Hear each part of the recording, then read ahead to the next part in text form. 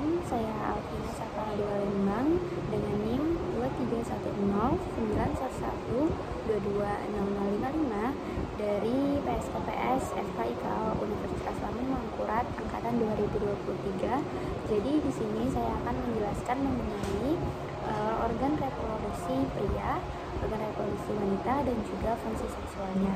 Nah, dimulai dari organ genitalia terlebih dahulu. Secara umum itu berdasarkan fungsinya dibedakan menjadi dua, yaitu pertama adalah organ primer atau gonad sendiri.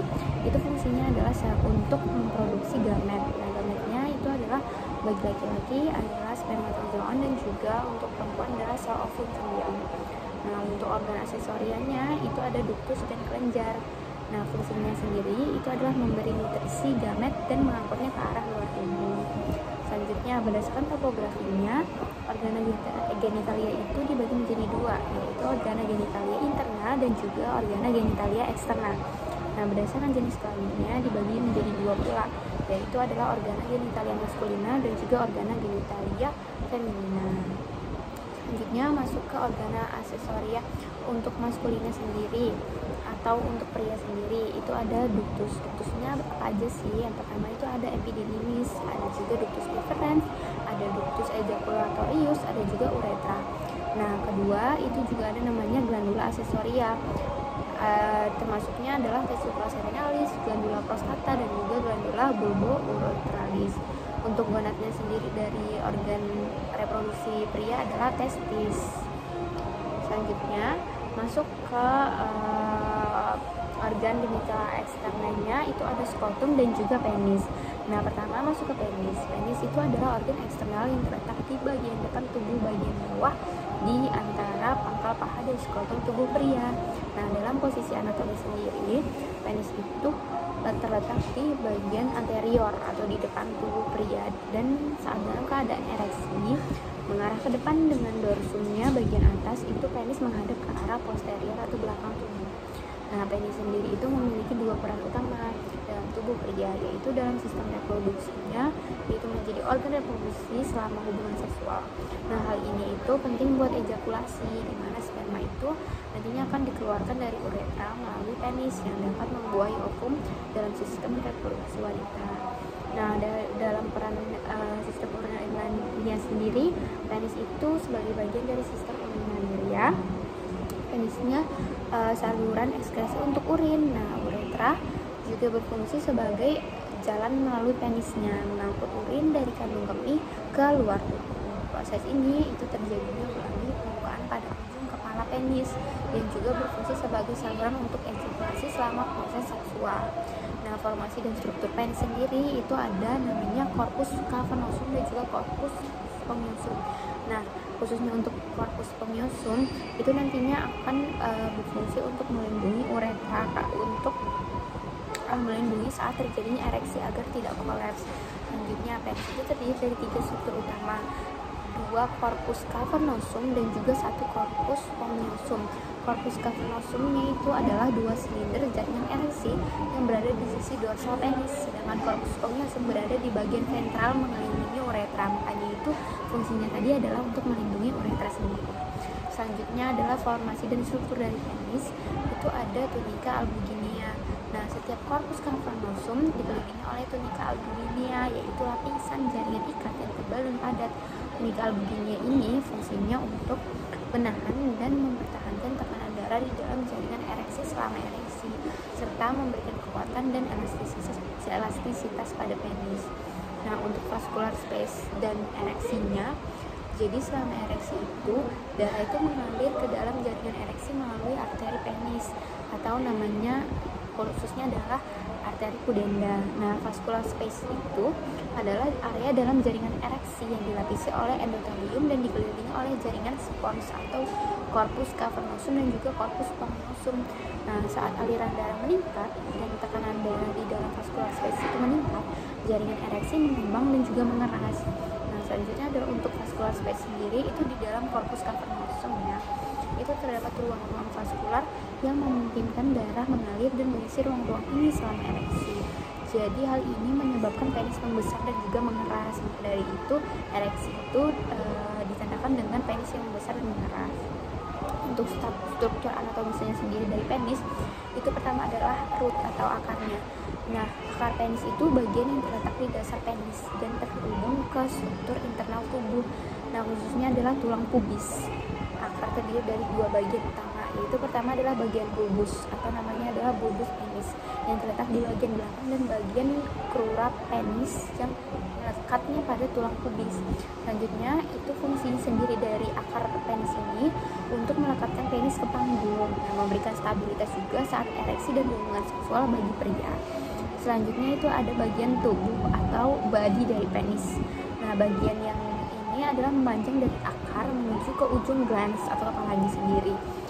Nah, ini terdiri dari dua korpus cavernosum di sisi dorsal dan satu korpus spongiosum di sisi ventral yang mengelilingi uretra seperti yang saya jelaskan tadi.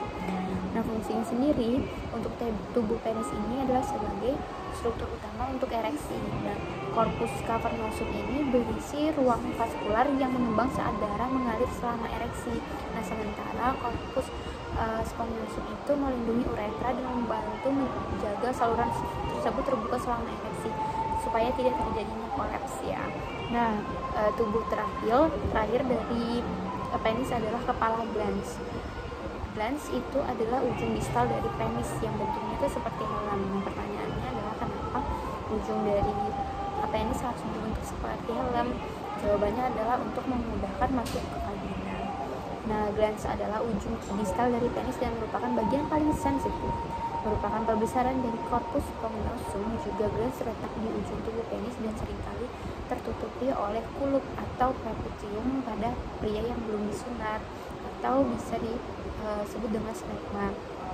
Selanjutnya itu ada juga corona glans atau mahkotanya. Corona itu lebih tepatnya adalah tepi atau cekungan yang membentuk batas antara glans penis dan juga tubuh penis. Nah, daerah ini area yang melingkar yang menonjol di sekitar dasar glans. Selanjutnya ada pembukaan uretra atau uretra orifice. Itu adalah lubang kecil di ujung glans penis, tempat lalu urin dan sperma dikeluarkan dari tubuh. Jadi seperti lubang itu ya. Ini terletak di bagian tengah dan biasanya tampak sebagai celah yang sedikit menonjol di glans penis. Kita masuk ke bagian uretra pria. Nah, saluran yang panjang dan membentang dari kandung kemih keluar tubuh melalui penis. Uretra ini dibagi menjadi beberapa bagian. Yang pertama adalah uretra preprostatica atau intramural. Nah, bagian uretra yang terletak di bagian intramural yaitu bagian awal uretra yang terletak di dalam dinding kandung kemih sebelum melewati kelenjar prostat.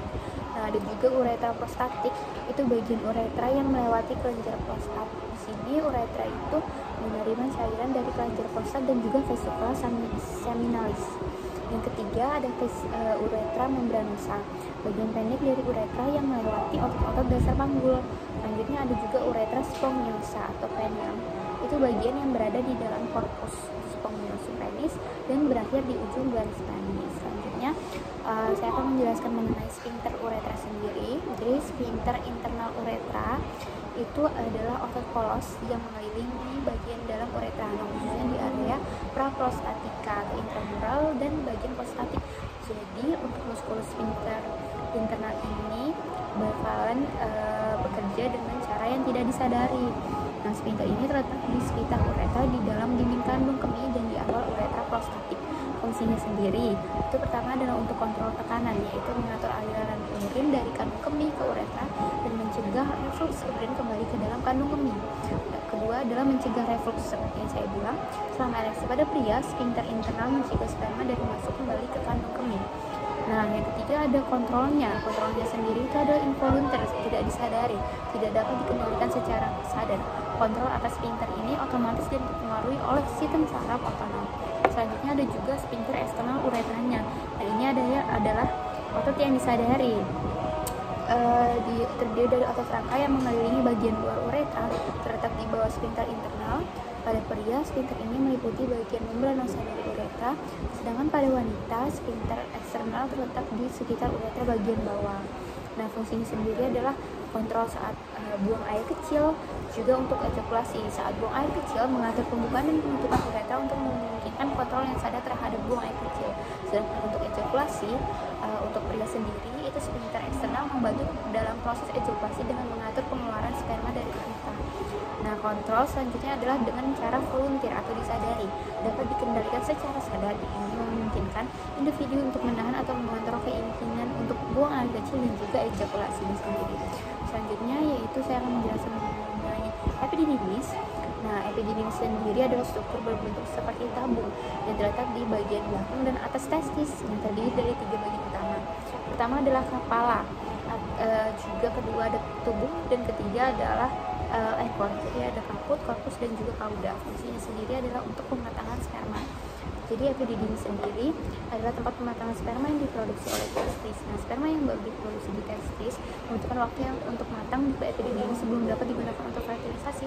Jadi di testis itu sperma itu masih immatur, sedangkan saat di epididymis itu akan matur atau matang dan akan disimpan di kaudanya epididymis. Selanjutnya untuk penyimpanannya sendiri ada sperma yang sudah matang hingga saat ejakulasi. Nah, pengangkutan sperma, epididymis ini mengangkut sperma dari testis ke ductus deferens. Selanjutnya yaitu ada strukturnya. Dari saluran epididymis ini dikenal dengan ductus epididymis, adalah tabung yang melingkar di dalam epididymis di mana sperma melakukan pematangan, dan juga dari epididymis sendiri. Jadi ada terdiri dari salurannya dan juga epididymis sendiri. Nah, dibatasi oleh jaringan ikat dan dilapisi oleh epikal yang mengandung sel yang mendukung pematangan sperma. Selanjutnya adalah ductus deferens atau vas deferens. Nah, ductus deferens ini adalah saluran panjang yang menghubungkan epididymis dengan ejakulatory ductus. Ini melintasi panggul dan berakhir di bagian belakang prostat. Nah, terdapat 2 ductus deferens, yaitu pertama adalah untuk setiap testisnya dan masing-masing melahirkan sperma dari epididymis ke ductus ejaculatorius. Nah, fungsinya sendiri yaitu pertama adalah untuk transportasi sperma. Jadi ductus deferens ini mengangkut sperma dari epididymis ke ductus ejaculatorius selama ejakulasi.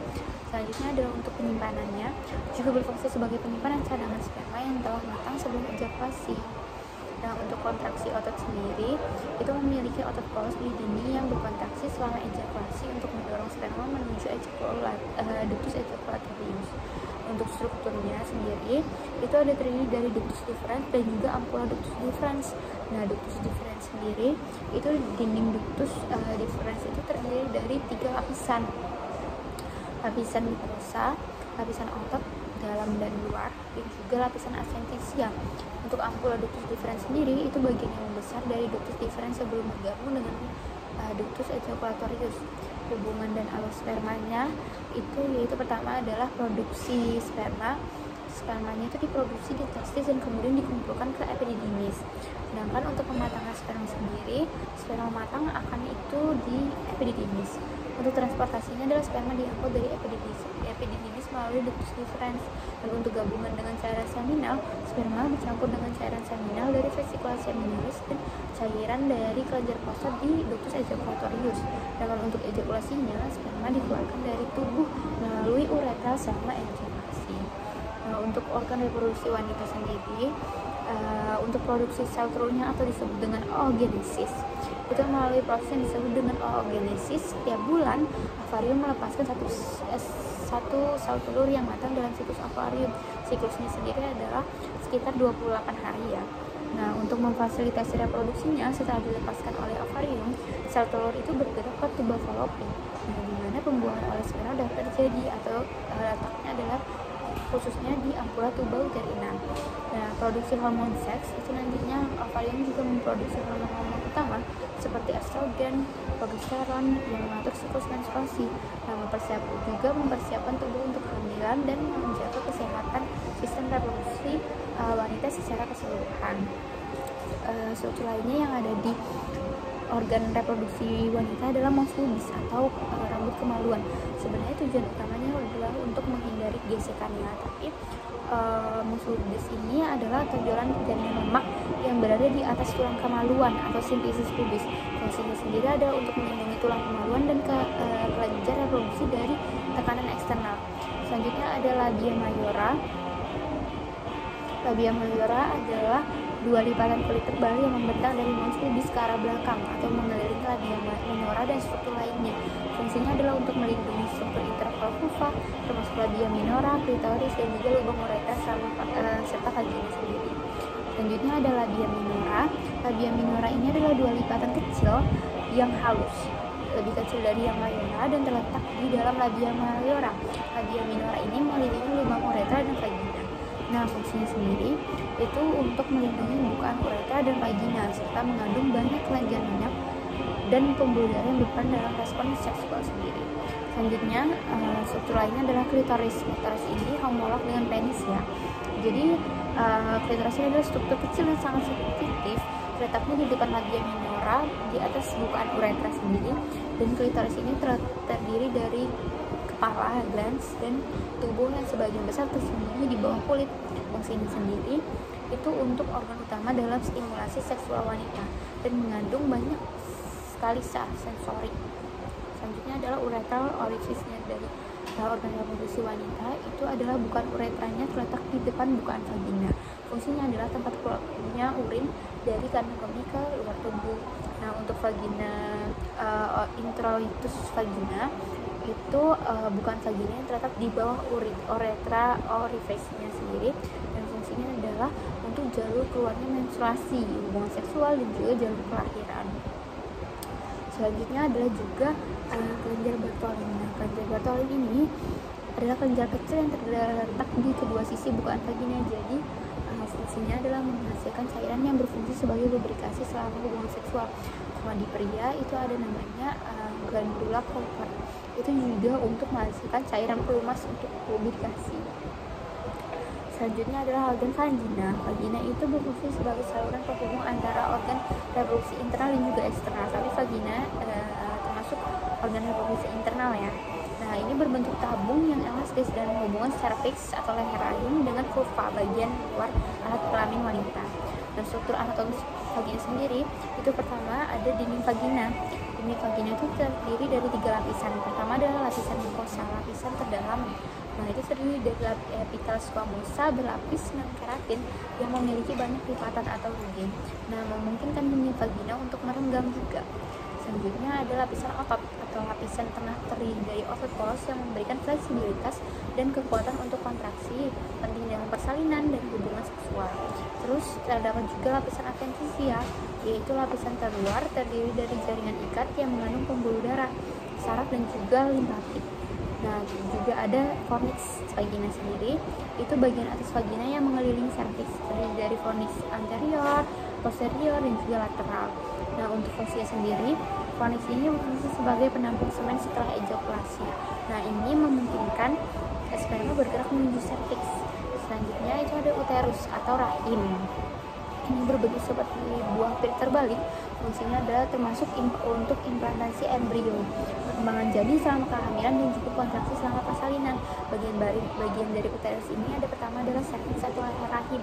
Nah, bagian bawah uterus yang sempit dan berbentuk silinder menghubungkan uterus dengan vagina. Nah, fungsinya dari leher rahim sendiri atau cervix itu adalah untuk saluran menstruasi, mengalirkan darah menstruasi dari rahim ke vagina. Untuk saluran spermanya adalah untuk memungkinkan sperma untuk memasuki uterus dari vagina selama pembuahan, dan juga untuk perlindungannya yaitu selama kehamilan, yaitu cervix membentuk sumbat lendir mukus plug yang melindungi rahim dari infeksi. Selanjutnya yaitu ada ismus. Ismus itu bagian sempit dari uterus yang terletak di antara korpus atau tubuh uterus dan cervix. Ismus ini sering dianggap sebagai zona transisi antara korpus dan juga cervix. Selanjutnya yaitu ada fungsinya sendiri dari bagian uterus ini, yaitu sebagai transisinya, berperan dalam memfasilitasi komunikasi antara korpus dan juga cervix. Selain itu, peran dalam persalinan itu menjaga fleksibel dan menipis selama persalinan untuk membantu dilatasi cervix. Selanjutnya dari uterus itu ada korpus atau tubuh uterus sendiri. Itu adalah bagian utama dan terbesar dari uterus yang membentuk segitiga. Dinding korpus terdiri dari 3 lapisan, yaitu pertama ada endometrium atau lapisan dalam, kedua adalah mesometrium atau lapisan awal kanal, dan juga perimetrium atau lapisan luar. Nah, fungsinya sendiri adalah untuk implantasi embrio. Nah, endometrium itu lapisan terdalamnya korpus, itu tempat implantasi dari embrio dan mendukung perkembangan janin. Nah, ini juga didukung oleh hormon progesteron ya. Selanjutnya yaitu kontraksinya itu oleh endometrium atau lapisan otot, berkontraksi selama persalinan untuk membantu kelahiran bayi. Selanjutnya itu ada bagian dari fundus uterusnya sendiri. Itu bagian atas uterus yang melengkung, terletak di atas tempat pertemuan tuba falopi dengan uterus. Fungsinya adalah sebagai indikator kehamilan. Jadi fundus itu sering diukur selama kehamilan untuk memantau pertumbuhan janin. Sedangkan fungsi lainnya adalah untuk tempat tertinggi. Jadi fundus itu adalah bagian uterus yang paling jauh dari cervix. Jadi seringkali merupakan tempat implantasi embrio. Selanjutnya ada 3 lapis uterus. Itu tadi endometrium, myometrium, dan juga perimetrium. Endometrium sendiri itu lapisan terdalam dari uterus yang melapisi organ rahim. Strukturnya itu terdiri dari 2 sublapisan. Pertama adalah stratum basalis, yaitu lapisan dasar yang selalu ada menyediakan sel-sel untuk regenerasi lapisan fungsional. Juga ada stratum fungsionalis, yaitu lapisan fungsional yang menempel selama siklus menstruasi sebagai persiapan untuk implantasi embrio. Jika tidak terjadi kehamilan, lapisan ini tuh akan luruh dan dikeluarkan sebagai darah menstruasi. Selanjutnya yaitu ada myometrium, yaitu deskripsinya adalah lapisan tengah dan merupakan lapisan otot paling tebal dari uterus. Myometrium itu adalah otot polos ya. Jadi terdiri dari otot polos yang disusun dalam 3 lapisan, yaitu lapisan longitudinal luar, sirkular tengah, dan juga longitudinal dalam. Nah, fungsi ini sendiri adalah untuk kontraksi uterus. Jadi myometrium itu berperan penting dalam kontraksi uterus selama persalinan untuk membantu kelahiran bayinya. Selanjutnya ada juga kontraksi menstruasi. Kontraksi otot ini juga membantu mengeluarkan darah menstruasi selama siklus menstruasi. Selanjutnya adalah perimetrium. Perimetrium ini adalah lapisan terluar dari uterus. Untuk strukturnya sendiri terdiri dari jaringan ikat dan merupakan bagian dari peritoneum atau selaput yang melapisi rongga perut dan panggul. Fungsinya adalah untuk perlindungan uterus dari gesekan dengan organ-organ lain di rongga panggul. Nah, support strukturnya yaitu untuk membantu menjaga posisi uterus di dalam rongga panggul. Untuk tuba falopi atau tuba uterina itu adalah menghubungkan ovarium dengan uterus. Jadi ada 4 bagian, yaitu intramular, ismus, dan juga ampula dan infundibulum. Untuk intramular sendiri itu bagian tuba falopi yang melewati dinding uterus dan juga dia itu menghubungkan tuba dengan rongga rahim. Ismus itu adalah bagian sempit dan lurus yang menghubungkan intramular dengan ampula. Biasanya ada kehamilan yang menekannya di ismus itu adalah kehamilan ektopik, bisa dikatakan dengan kehamilan ektopik ya. Selanjutnya ada ampula, yaitu bagian lebar dan melengkung, tempat pembuahan biasanya terjadi. Jadi tempat bertemunya sperma dan juga sel telur atau ovum itu bakalan ada di ampula tuba uterina sendiri. Nah, selanjutnya ada infundibulum. Infundibulum adalah bagian berbentuk corong dengan fimbra yang menangkap sel telur dari ovarium dan mengarahkannya ke dalam tuba falopi. Selanjutnya yaitu terdapat ovarium sendiri. Nah, ovarium ini ada ligamen-ligamennya. Ligamen-ligamennya yaitu ada ligamennya uterosakrale, yaitu menopang uterus dengan hubungannya ke osakrum, menjaga juga stabilitas uterus di dalam cavum pelvis. Juga ada ligamentum ovari proprium, itu menjaga posisi ovarium dekat dengan uterus. Juga terdapat ligamentum suspensorium ovarii, itu fungsinya untuk menopang ovarium dan mengandung fase ovarika. Juga terdapat ligamentum mulatum uteri, itu strukturnya berbentuk sayap lebar yang menopang uterus, tuba uterina, dan juga ovarium, serta terdiri dari mesotrium, mesosalping, dan juga mesovarium. Baik, tadi ada penjelasan mengenai organ reproduksi pria dan wanita. Selanjutnya saya akan menjelaskan mengenai fungsi seksualnya sendiri.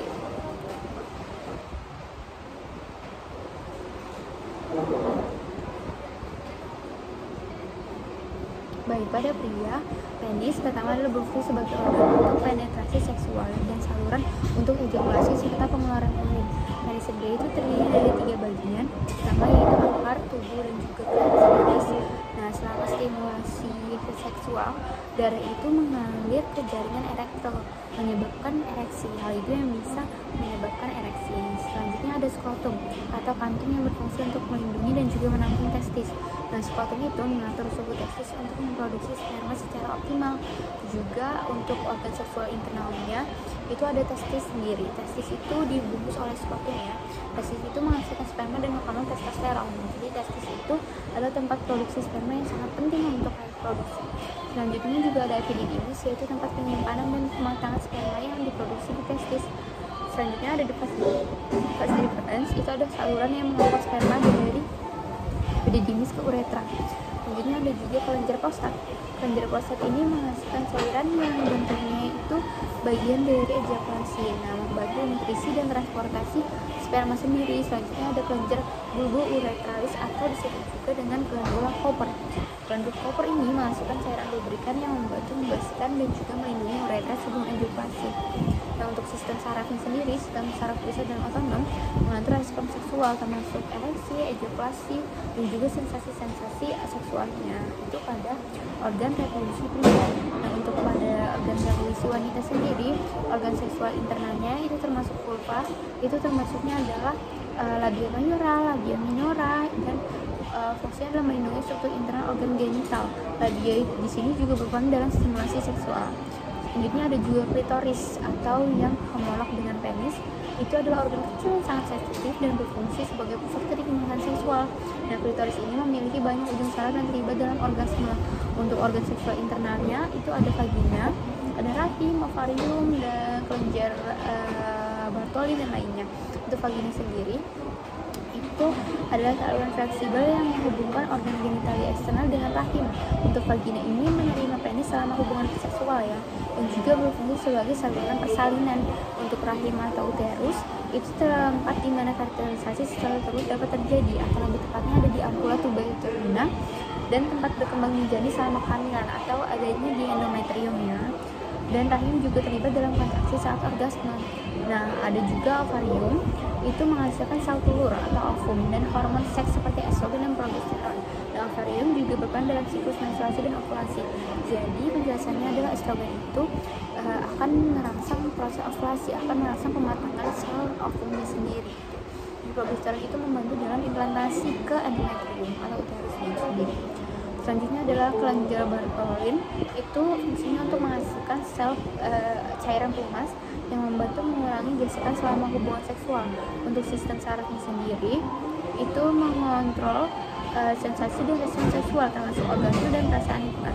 Untuk sistem hormon sendiri, hormon seksual, estrogen dan progesteron pada wanita serta testosteron pada pria dan wanita mempengaruhi libido dan fungsi seksual. Jadi pada laki-laki itu ada testosteron, juga ada sedikit progesteron. Sedangkan pada wanita itu ada testosteron, ada estrogen dan juga progesteron. Kenapa begitu? Karena dalam hakikatnya estrogen itu biosintesisnya melewati proses testosteron. Jadi wanita tetap ada sedikit testosteronnya, tapi hanya sedikit saja. Selanjutnya itu adalah estrogen itu bakalan naik pada siklus hari ke-14 yaitu saat mau ovulasi. Sedangkan progesteron itu saat untuk mempersiapkan kehamilan atau mempersiapkan fertilisasi ini sendiri. Jadi itu dari organ reproduksi pria maupun wanita serta juga fungsi seksualnya. Jadi selain dari yang saya jelaskan di atas juga terdapat banyak struktur-struktur lainnya seperti di preputium, ada di organ reproduksi pria itu fungsinya adalah kulit yang melipat ke dalam menjadi seperti mukosa gitu. Juga ada ureter, ada pubis, ada ampula ductus deferens yang akan mengacau menjadi ductus ejaculatorius, ada peritoneum, ada prostat, ada ductus deferens seperti yang saya menjelaskan tadi. Selanjutnya itu juga ada funiculus spermaticus. Nah, strukturnya adalah tunica vaginalis, fascia spermatica interna, juga ada fascia cremasterika, musculus cremaster, dan juga fascia spermatica externa. Selanjutnya itu terdapat juga ductus ejaculatorius, itu ada panjangnya 2 cm dan menembus glandula prostata. Nah, muara nanti dari ductus ejaculatorius itu bermuara di uretra pars prostatica. Selanjutnya juga terdapat vesicula seminalis. Nah, panjangnya dari vesicula seminalis adalah 5-7 cm. Nah, ini mempunyai kapsul jaringan konektif dengan lapisan otopolos di bawahnya. Untuk pars clitorisnya sendiri itu merupakan saluran yang sangat berkelok dengan banyak cabang membentuk labirin yang banyak sebagian besar cairan semen 60%. Terletak di posterior vesika urinaria dan dapat dipropagasi per rektumnya sendiri. Jadi itu saja dari saya untuk organ reproduksi pria, wanita, dan fungsi seksualnya. Semoga ini bermanfaat, semoga dapat dijadikan ilmu yang bermanfaat, dan juga kita dapat mengerti bagaimana sih organ reproduksi pria maupun wanita, juga imunisasinya itu ada di mana, jika kita dapat melindungi organ-organ kita secara baik dan benar, karena organ ini adalah anugerah dari Tuhan. Ya itu saja. Tetap juga jaga kebersihan organ reproduksi kita untuk wanita, dapat dipahami untuk siklus-siklus menstruasinya. Sekian dari saya, terima kasih banyak. Wassalamualaikum warahmatullahi wabarakatuh.